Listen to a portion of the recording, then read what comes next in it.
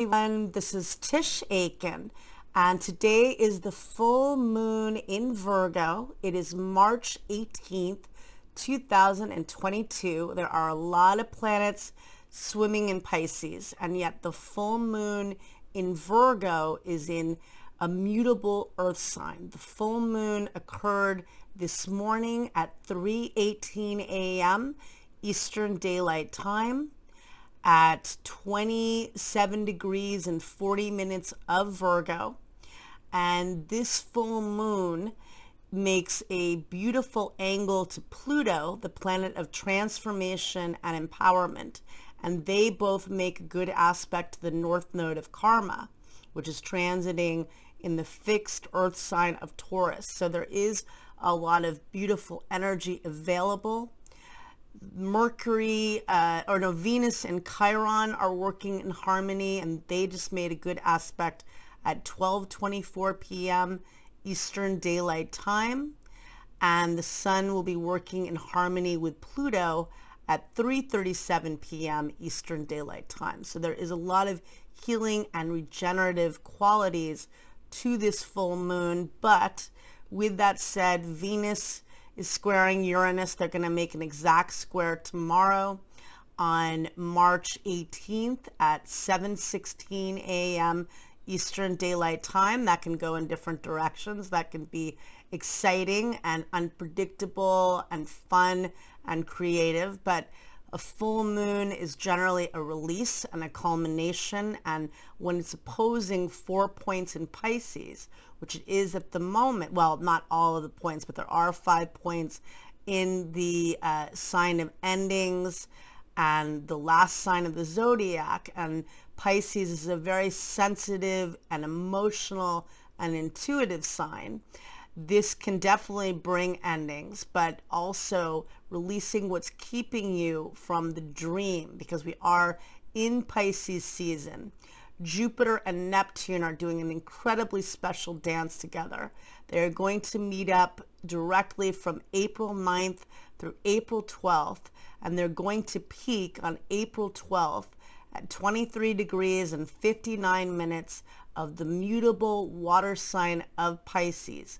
Jupiter is the vision, Neptune is the dream. Keep working with both your vision and your dream and what you wish to magnetize through your emotions, your dreams, your daydreams, and whatever you're trying to, to bring forth in your life and for the world and for healing. There is a lot of loss and a lot of sadness, but a lot of magic. And Venus and Mars are dancing together still until April 5th, and they're transiting in the fixed air sign of Aquarius. And although we are definitely getting a big dose of Pisces, that is huge. Jupiter, Neptune, conjunction, 4 planets right now, but when we get into April, as of April 20th, there will be 5 points transiting in Pisces. So we got a lot of Pisces for quite a while, and that's very different than a couple of years ago when we were in the epoch of Capricorn, which was about limitations and reality and working within restrictions, and a lot of letting go and a lot of structures coming down in our lives, a lot of restructuring that's been going on ever since. And of course, Venus and Mercury both reignited that story the end of last year and the beginning of this year. Now we're swimming into the abyss of the unknown, but in many ways it can be very frightening. It also can be very spiritual and divine and creative. So open your heart. It's selfless love. Try as much as you're able. And then the equinox occurs this weekend. On March 20th, the Sun enters the cardinal fire sign of Aries at 11:33 a.m. Eastern Daylight Time. And that is when the Sun is exactly above the equator.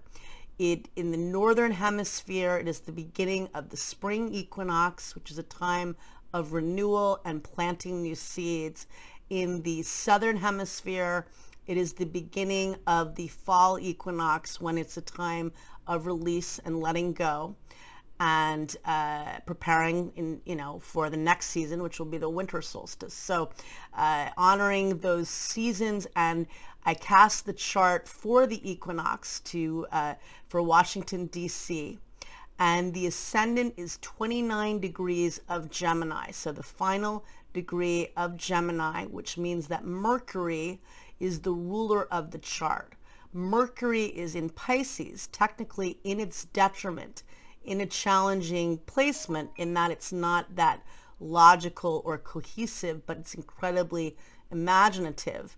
And Mercury is conjunct Jupiter, the planet of expansion, good fortune, and optimism, in the house of career and life goals.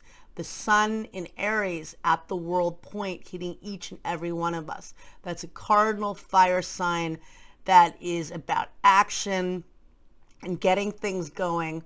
Mars is the ruler of Aries, very passionate and driven, currently transit in Aquarius, which is very centered on the future, on learning, on technology, on community. And Mars and Venus are both squaring Uranus in the sky, so there's a fiery tone. But the equinox, to me, has a lot of healing ability.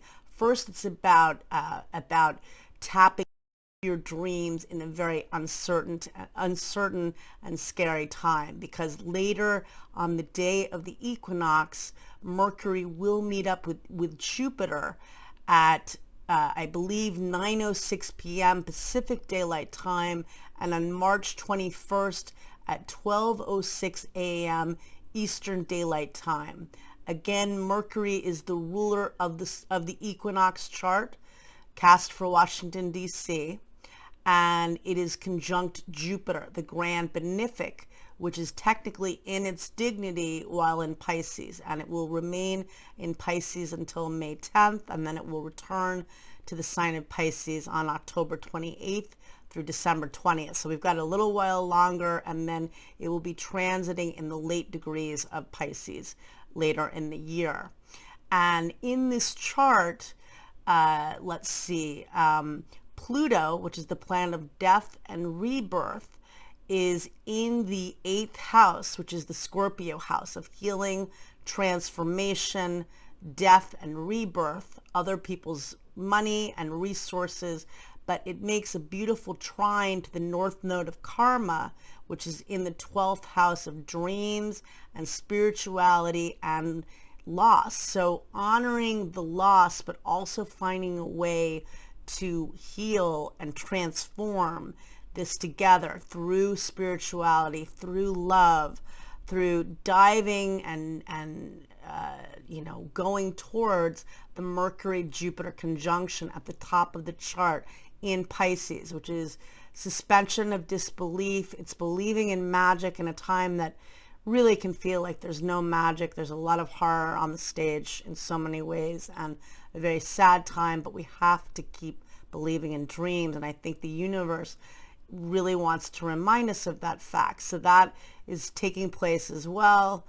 And there's a lot of Piscean energy still, but the sun will be entering the cardinal fire sign of Aries. We've got the planets direct all right now, and I'm starting to work on the April horoscopes, which will be an interesting time as well. So I wish you all a lot of luck.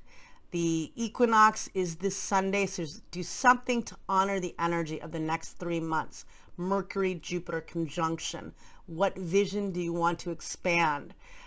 Venus and Mars are conjunct in Aquarius, in the house of belief systems, teaching, learning, and manifesting. And there is so much through communication and learning with Gemini ascendant, so much creativity and beauty with Venus and Mars together in the sign of groups. We connect together and we come together to heal in so many different modalities and ways.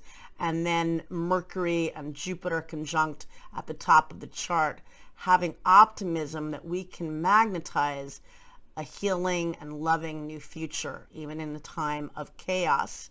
Aquarius can be very disruptive, but it also is ingenious, and it is about community and helping other people and coming together. So Good luck to all of you, and thank you so much. Bye-bye. Oh, and please subscribe. I'm going to start saying that. I feel like I'm an Oliver Twist and I'm asking for crumbs, but please, it'd be great if you subscribe and share my videos. It'd be awesome. I really appreciate it. Take care.